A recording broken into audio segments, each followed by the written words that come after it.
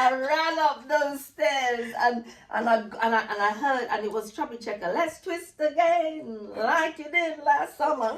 Yay!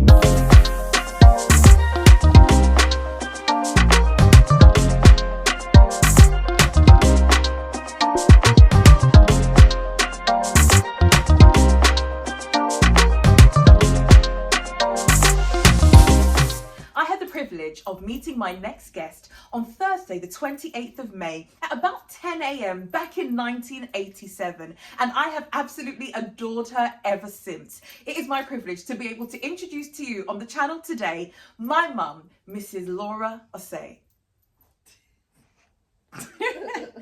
Okay, so Mum, welcome to the channel. Thank you so much for allowing your arm to be twisted so that you could actually be here today. She is being forced to be here. She doesn't want to do this, but we have to bring her on anyway. So Mum, before we go any further with this, before we get stuck into the questions that I've got for you, please take a moment to introduce yourself to our viewers, our subscribers.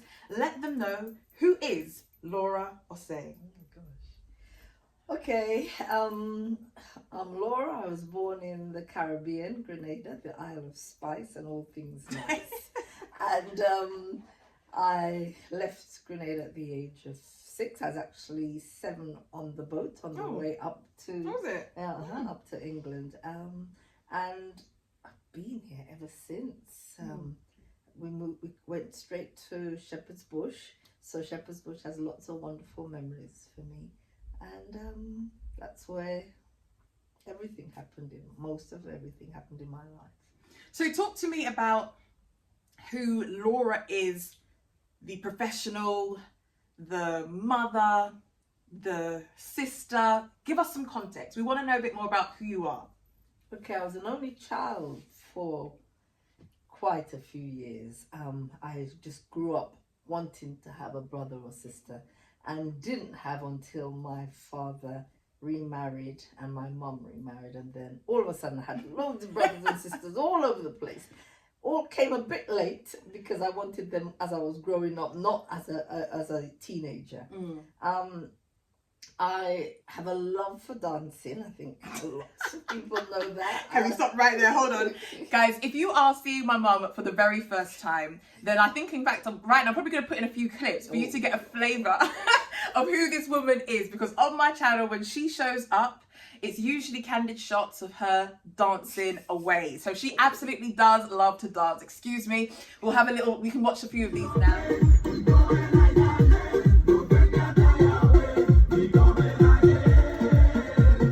Where is this going? Is this a photo or a video? It's a video. And who is seeing this? Who do you want to see it? Oh? Who do you want to see it?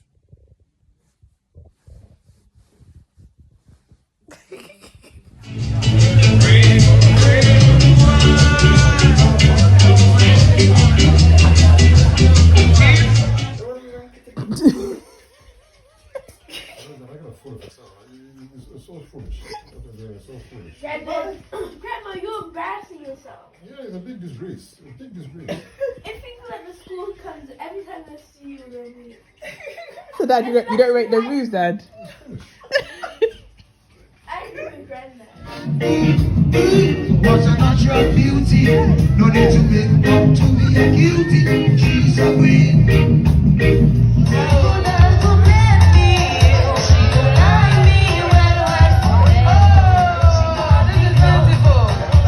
Okay, so back to what you were saying. Talk to us. You have a love for dancing. Go on. I come from a family of dancers. My father danced beautifully. My grandfather on my father's side was a professional dancer. So it's like it's in the blood. In the blood. And then once I started primary school, then high school, I actually joined a dance theatre, London School of Contemporary Dance. And I was training to be a dancer, and that was always my dream. Then that sort of switched for a number of reasons, and I became a teacher. I thought I'd become a dance teacher, but then I also love English. I love reading, and because as an only child, all you can do is read because you haven't got anyone to play with. So I read and read and read, and my mum would threaten me if I had behaved badly. that she'd burn my books. Oh gosh! You know, like they want to, take away something else, but she said, "I'll burn your books if you don't behave." So that kept me on the straight and narrow. So reading was my love. I loved writing. I loved writing plays. I grew up writing loads and loads of plays that I actually produced, and that was great fun. I mean, you've been in some of them. Always had so much fun from it. I'm not an actor, guys. My sisters, they do the whole acting stuff. That is absolutely not me. But again, like I'm forcing her to be here, I was also forced to be part of those plays. The plays were good, I can't lie. The plays were good. And then from there, well, even before that, I had this love for music. I'm not a singer, but I write. So I wrote loads and loads of songs. And I play the guitar very, very badly, just in case anyone wants to hear me in action. But and then I learned. I think one of the things I learned was that, okay, on my father's side, I got the dancing skills. And on my mother's side, I learned that my grandfather played the guitar. His name was Freddie Mark, and he would have me on his lap, and he would play the guitar and play all these love songs. And so I now sort of understand, children are not just born like completely empty. They just take things from their grandparents or their granddaunts or granduncles or cousins, but they come into the world with so many different skills and abilities which they've taken from others. So that's me. Okay, but talk to us about what it is that you actually do today for a living. How do you make your money? I'm a teacher. I've been teaching for... But hold on. Mum's being very modest. I think that's the word I'm going to go with. Mum is not just any kind of teacher. If I were introducing her, since she's probably not going to get there herself, I will let you know that we have sitting before us today a multi-award-winning head teacher. She founded her own private independent school back in 1995. And fast forward to today in 2022, if anyone is a better mathematician than I am, you can do the maths to calculate how many years that is in between. But today, she still runs her own school going strong in West London, the Eden SDA School. I think I'll put a link up to it somewhere so people can check it out. So when she says she's a teacher, she's a little bit more than that. She's a multi-award-winning head teacher. She trains teachers. So yeah, because she wasn't going to say it, so I thought I would do it for her. Go on. Okay, so I'm the head teacher at the Eden School. We've been running about nearly 28 years. And we started off just as a group of parents in West London, Christian parents, who wanted a Christian school for their children. So I wanted a school for Naomi, Danielle and Leah, our three daughters. And the other partners in the group also had children. We just came together and said, let's just start it. And that's how we began. And so all of my daughters are educated at the Eden School. And now my grandchildren are educated there. So I think I've been teaching for about 44 years now. Okay, so let's take it back to the spice aisle. Okay. Growing up in Grenada, the years that you spent there, talk to me about what that was like. I want my viewers to get an idea of what life was like back all those years in the Caribbean. Talk to us about your experience there. Okay, I mean, when I go back to the Caribbean, I realize how small things are or were. And maybe still are. But growing up in Grenada, everything was big and bright and colourful. And, the house we lived in may have been a two-roomed house, a bedroom and a sitting room, but to me, it was a mansion. I know the house, they were all on stilts, and so you could go under the house. And have lots of fun, play in the mud. But hold on. But you said that you grew up as an only child. So when you're running under the house, playing in the mud, who were you playing with? All right, that's true. I had my cousins. My first cousins, we were all born in this particular house. Who were they? Oh gosh, Shirley was the eldest cousin. Then they were older ones. There was Miriam and Roland, then Shirley, Robert, Roy, myself, then Gemma. So there are about 8 grandchildren all living together in this house. And of course, you didn't spend much time inside the house. You only spent time in the house maybe to sleep. And I remember that we slept under my grandparents' bed on the floor with mats of some sort. And I expect the bed must have been pretty high because I never really noticed that there was a mattress above my head. And that was life. And you just spent the time just having fun, going to school. We lived in a place called Hermitage. Then we moved down to Tivoli, and it's really Wait. You lived in a place called where? Hermitage. Mum is proper brothalizing it. She's making it sound so English. When Mum talks about where she was brought up, she doesn't say Hermitage. Mum, where did you live, please? Hermitage. She lived in Hermitage. Go on, sorry, go on. So then we went down to Tivoli, and that's where I went to school. And the school life was just great because it was all about, you dress up nicely. You had something, I believe it's called a carrier, and that was your packed lunch, really, in these little tin things, 3 little stands to it. And you'd go to school at break times. You would go and skip, but you'd have rope, and the rope would not be rope that we use in England today, but it was from the trees, you know, and you would skip with those. And I used to remember the big girls would do a lot of skipping because it was see who could when you skip and jump, if you mess up in any way, then they would pull the rope, so you could get, stranded on the middle of the rope and get pretty hurt, So, it's only the big girls who dared to skip, with this thing. I used to just watch from the sidelines. But I love the fact that we had a slate. I remember having a slate. A what? A slate, the material slate, a square slate, and something to write with, a bit like a pencil.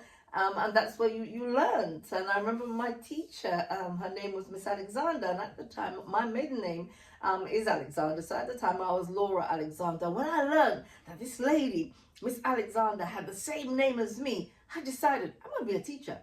And from that age, of 6, or not even 6, maybe 5 at the time, because I spent about a couple of years with her, I was Miss Alexander. And it just brought me this sort of this style and this elegance and this strictness, and I just thought I'm going to manage things because I'm the teacher, and I would go and just discipline everybody because I was the teacher, and that was great fun. So all because your teacher had the same name as you? Yeah, and I just decided I am that person. I am her, because to me she was beautiful. She was tall. I never grew tall, but she was tall. She was elegant, and I thought, wow. That's me. And it's weird because, so many years later, that never left me. The fact that I wanted to become a teacher was because of this one lady. I don't know if she particularly taught us very well or what, but it's just the fact that we shared the same name. And I do remember one story where I would chat a lot in class, and she would send me out to the headmaster to get caned. And I would go and go to the wall and hit my hand on the wall a few times to get it nice and red. Then I'd run to the taps. They had outside taps, and pour water all over my face and come back crying, crying. And then she said, "Good for you, Laura. Next time you'll listen." Yes, yes. No. How did she really say it? Good for you, girl. Next time you won't run. And I felt yes, miss, and laughing inside, I had one up on her.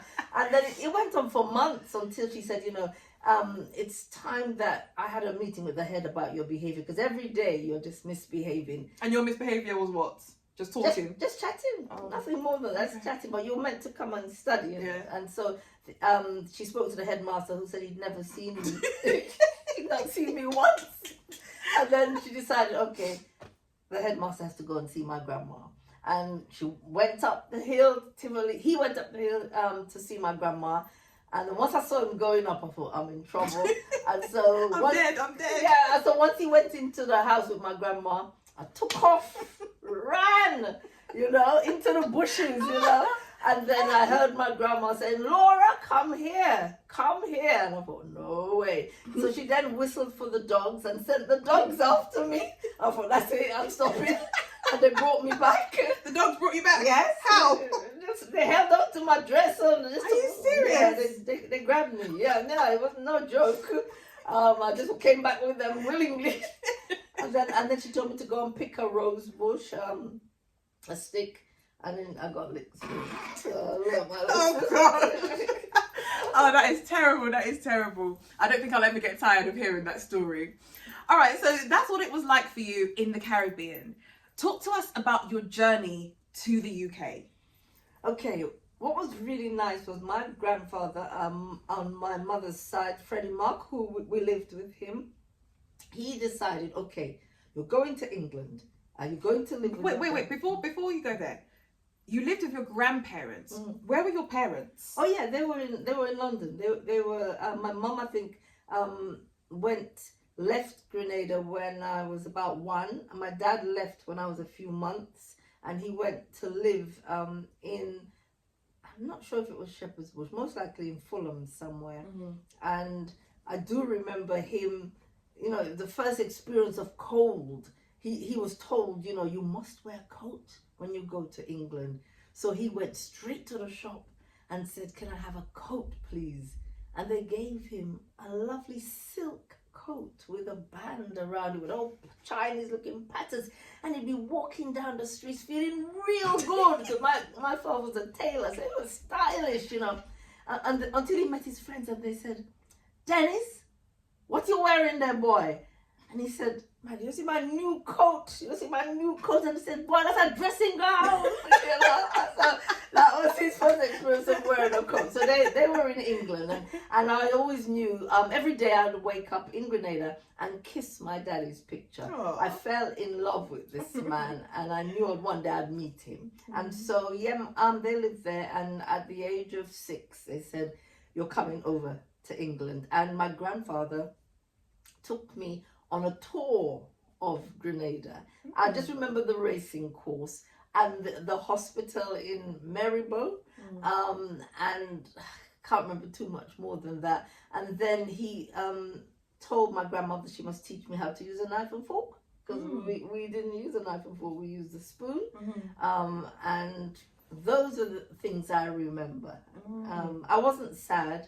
I loved my grandparents, I loved Grenada, but the thought of meeting my father, I never thought much about my mum. It was all about my dad, and I was just longing to get there to see him. So how did you make it to the UK? Did you travel by yourself? How did it go? My auntie Aina, my dad's bigger sister, she came over to bring me, her son, her daughter, and 2 other people, 2 other young children to England. And I gather we travelled on a banana boat. So it was bringing over bananas, so we just tucked in somewhere. No, not really. We actually paid and got a boat ride. And I do remember on the boat, the priest, because in Grenada, even though my parents, my father's side were Seventh-day Adventists, my mom's side, they were Catholics. So, Catholicism played a great part in my life. In the first few years of my life, I'd go to church and the priest would come with the host. And I'd always be fighting my grandmother to see why, when he put it in her mouth, it just disappeared. I'd drag her lips open to check in her mouth, because I really wanted some. But she always said, no, you're too small, you can't. And when all I saw my cousins getting confirmed, no, you can't, you're Adventist. And I used to be quite annoyed about that. But on the boat, there was a priest blessing us. I remember it was a father, and he had a long gown, most likely a white man. I never saw his face actually. Just black shoes and a long gown. And everyone had to come on and wear these life jackets on the boat before it sailed. And I remember the life jackets were so heavy that I just crouched down on the floor and just watched his legs as he walked past. So I never got the blessing. But it was quite an experience. On the boat, we had so much fun as well because it was just like, wow, this is marvelous. Just I'd never been on a boat before, and just to get onto that boat and to sleep in the cabins on the bunk beds, and I was quite, as you know, a little bit rebellious, and I just thought, you know what? I'm just gonna have some good fun. Everybody else was older than me. One night I heard music play. My auntie had dressed up and she'd gone to a party upstairs in the boat on the upper deck, and I just thought, I'm going too. I hear music, and I put on my clothes, and my cousin would go, Lord, you just can't do that. You can't do that. Auntie Anna's gonna beat you. I said, no, I've got to dance. I've got to dance. and I ran up those stairs, and I heard, and it was Chubby Checker. Let's twist again, like you did last summer. Yay! And I thought, yeah, I'm in there. I jumped in the middle of the Yes, Laura! and I started to go down and come back up and go down. And then people were throwing me money. Hey! I was collecting it and dancing more, giving them more. I was collecting, feeling good. The money was getting a lot now. Then my auntie, hearing all the commotion, decided to look to see what's going on.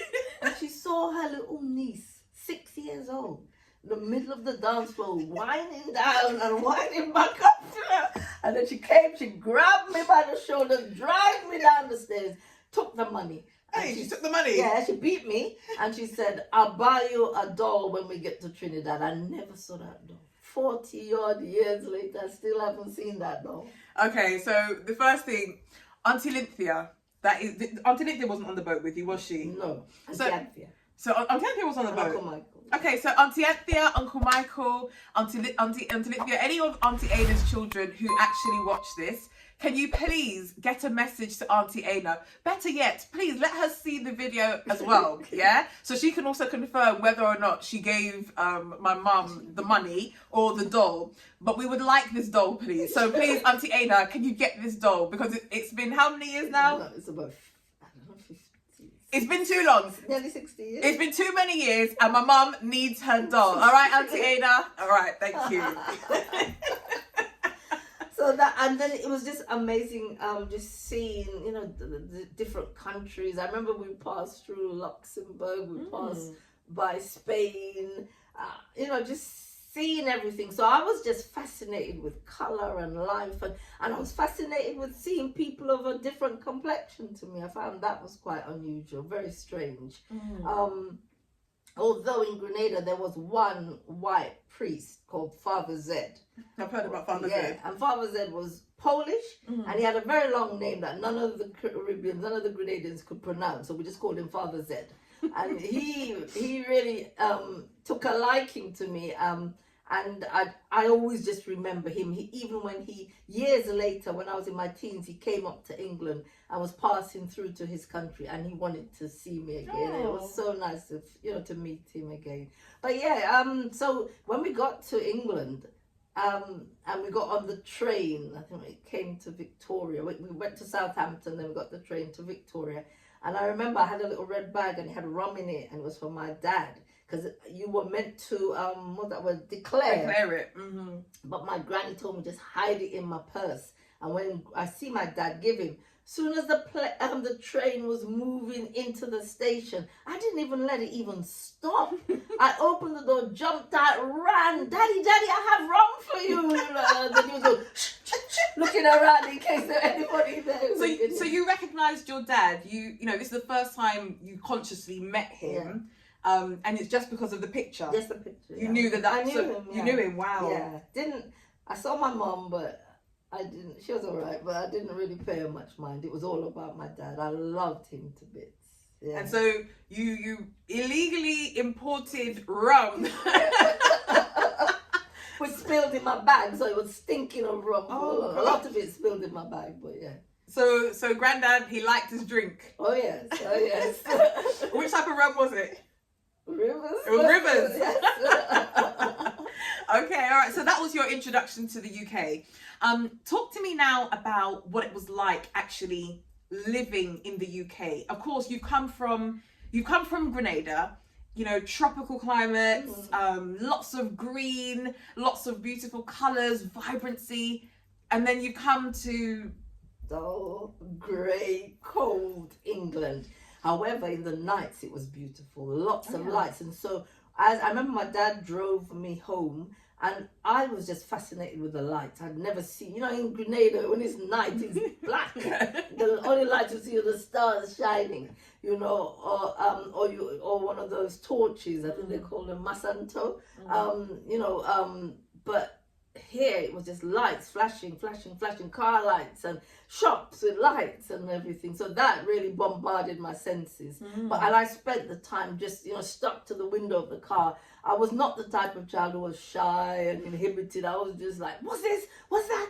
What's this? You know, and my dad was just loving it, laughing, whilst my mom is very sort of calm and well-behaved and courteous, and you know, and she was saying, look, calm down, and they're gonna leave the child, you know. It was just great. And my first food I remember was rice with corned beef, and I remember sitting at the TV with a little tray and eating and fascinated with the television and seeing all these people. It was Rediffusion. That was the, what was it, like BBC, but this is Rediffusion. And you see that little girl, I don't know, with a doll or something, and it was black and white, nothing was colour. And yeah, it was just amazing. I remember things like Crossroads, and yeah, it was just, life was just so, it was different, real nice and different. What was I mean, you know, when you think about the weather, what was it like transitioning from the sunshine and feeling hot to coming over and being cold? Do you have any memories about that?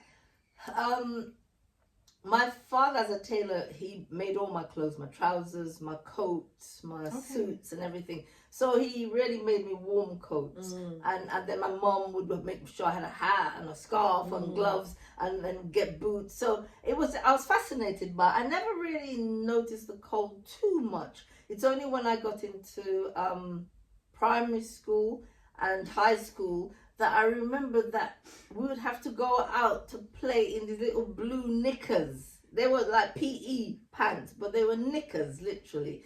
And a little t-shirt, and it was winter, and you know, we couldn't work it out. And then there were we were from Shepherd's Bush, there were lots of Grenadian girls there who would just come up like myself. And we would sometimes be out there trembling, the white children just running happy, they're used to it, but we were just trembling, and we would hug each other, teeth chattering, and just thinking, what is this place? And get us back to some heat. But yeah, those are just the only memories I had. Hated it, I hated the cold. Never enjoyed it at all. I'm interested to know about the culture and maybe the culture shock. I know you said your senses were bombarded by all the lights, but I'm wondering what it was like experiencing a brand new culture.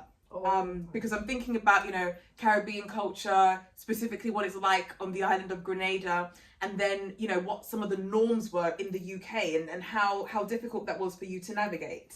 When I first went to school, I went to a school called Miles Coverdale in Shepherd's Bush, and I remember I spent so much time trying to work out who were the boys and who were the girls, because white children, boys and girls, looked the same. They all had long hair.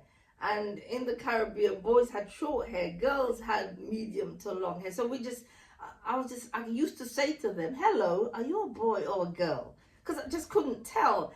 And they had long eyelashes, and they just looked feminine. I just couldn't work that one out. But anyhow, apart from that, then the teacher, I remember her, she would be teaching away, and I knew all the answers. Even though I misbehaved like mad at school, my uncle Carlisle taught me a lot, taught me how to read, taught me to read and write and everything. And Uncle Carlisle is your mum's brother? Mum's younger brother, who's a senior lead pharmacist in New York? Washington, D.C., at the Howard University Hospital.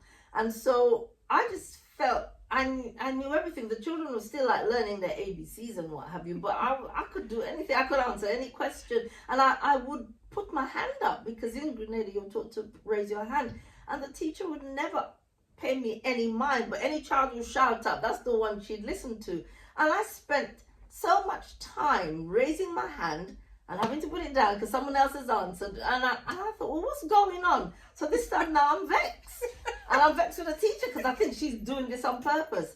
And so I'm like this, mouth stretched out, arm folded. She comes over to me, Laura, aren't you doing any work? Not answering her because she never answered me. And then she goes, Laura, what's wrong? And I said, every day I'm raising my hand, you're not studying me. And then she went, studying you, Laura? And I realized then, she doesn't understand me. She doesn't understand what it means to study, you know? And then that's when it hit me that I actually spoke differently to the children and differently to the adults, and they didn't quite get me. You know, and I remember my cousin Anthea, who traveled to England with me, Auntie Ana's daughter. I remember her telling me that she would go to school in high school, because she was bigger now, so she was about 12. She'd go to high school, and because she was quiet, and also because she was amazed to see the head teacher who had pink skin, pink hair, and pink eyes. She was terrified of the lady. So she would, every time the lady spoke to her, she wouldn't speak back because she didn't know if it was a monkey or what. She was just so terrified of her. She'd never seen anyone looking like that before. So they thought she was mute. Oh, wow. And so this poor girl, every day when she was sent to school, she was sent to a class for children who couldn't speak. But then there was a girl who would bring her to school, was a next door neighbor from the Grenada as well, but had lived in the country some years. And she would say, Anthea, on the way home, she'd say, Anthea, why are you in the mute class? Because it's for children who can't speak. And Anthea said, I don't know, they put me there. And then she said, I'm going to speak to the head teacher about this. And so the girl went and spoke to the head teacher and said, why is it that Anthea's in the mute class? And the head teacher said, because Anthea cannot speak. And then the girl said, no, she can speak. She talks to me on the way to school. She talks to me on the way back. And she goes, well, she doesn't speak at school. She called her and says, Anthea, can you understand what I'm saying? And Anthea goes, yes. Can you speak? Yes, I can speak.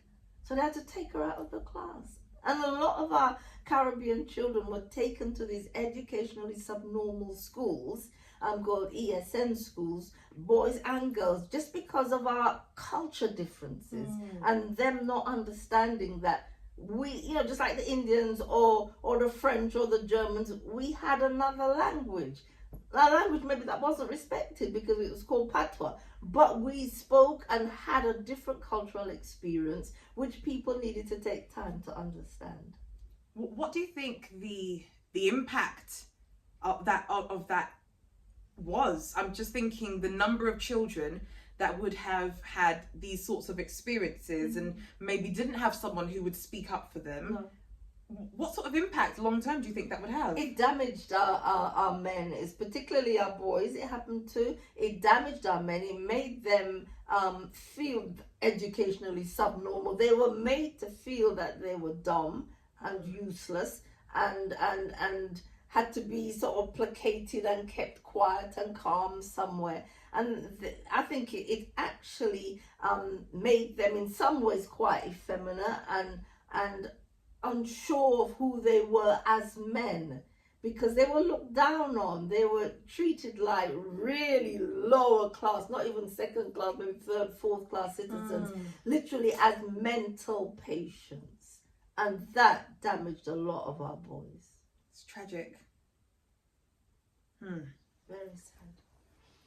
But life still went on, and we still, you know, we loved our music, we loved our dancing. I mean, my family home was a home where parties went on.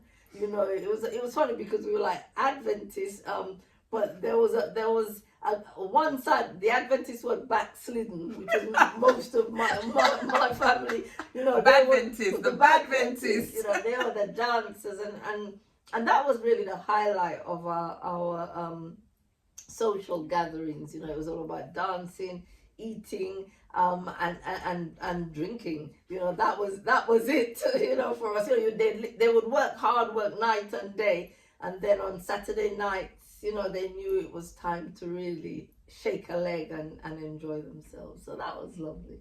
And it was lovely to watch because the children couldn't get to dance because the adults would just take over the floor and they could dance, you know. And that's why we learned it all. We watched them and got a lot of enjoyment from it, you know. So dancing was it in those days. And the music was nice.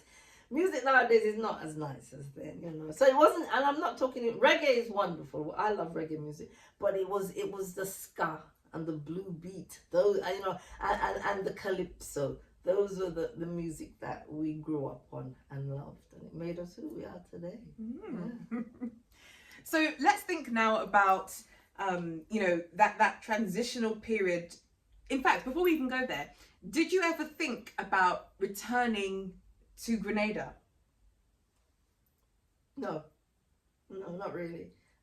The whole family were here. It was just the grandparents and cousins that were back home. It was, the aim was always to get the children over. So all of my cousins who I grew up with in those first 6 years of my life, all of them traveled. Most of them came to England. And so it was, the whole point was you didn't stay on the island. You came to England or you go to America.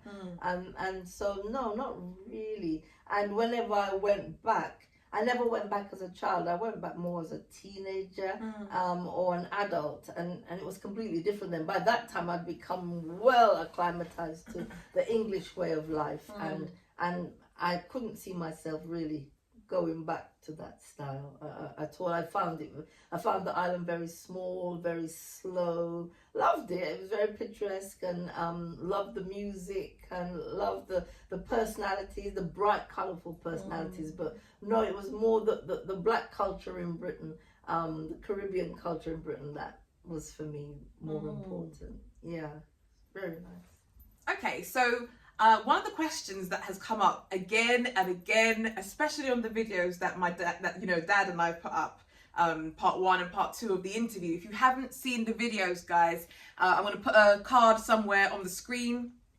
Check out the videos of the interview with me and my dad, part 1 and part 2.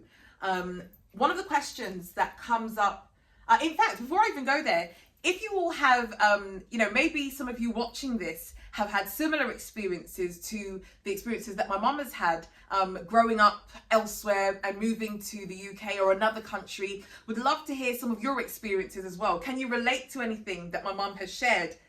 Does any of this sound familiar to you? Would love to hear your thoughts. Please do put them in the comments below, and I will do my best to respond to all of them. Sometimes it takes a while, but I promise you I will get back to you. So please do let us know what your thoughts are. Also, any questions that you have for my mum, put them in the comments. Thank you. Put them in the comments below as well, and I will make sure that either I get her response and type them in. I might even send her the link and let her type her responses, or maybe I'll get her back on for a second interview.